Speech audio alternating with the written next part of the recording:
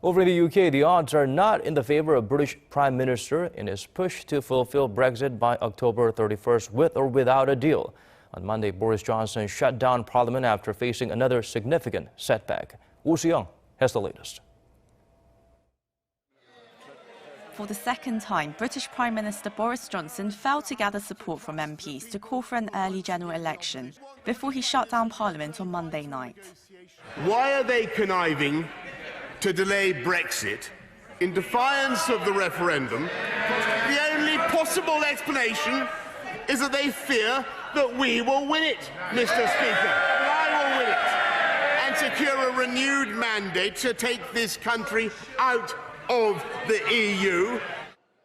Lawmakers once again voted down a snap election as they see it as an attempt to circumvent a new legislation designed to prevent a no-deal Brexit.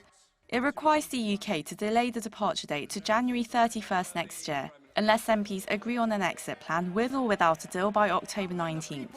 Johnson, however, has refused to delay the departure date any further. He said the government will use the 5-week suspension of Parliament to work on negotiations with Brussels, while preparing to leave without one. The move triggered harsh criticism from Labour Party leader Jeremy Corbyn, who called it an attempt to silence the opposition. Government ministers have offered no explanation of the deal they are seeking, even if there is such a deal they're seeking, let alone any worked-out proposals presented to Parliament for scrutiny. No wonder they're so keen to prorogue so early to avoid any scrutiny of what they're doing. To scale up pressure on Downing Street, MPs also voted on Monday to force the government to publish private messages and detailed plans on a no-deal scenario and its move to suspend Parliament.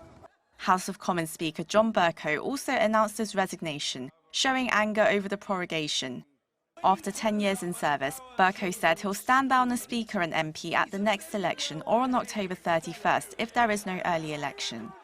This means his successor would be selected by the current Parliament, which does not have a majority to back Johnson's Brexit plans. Parliamentary sessions will resume on October 14th. Soo-young, Arirang News.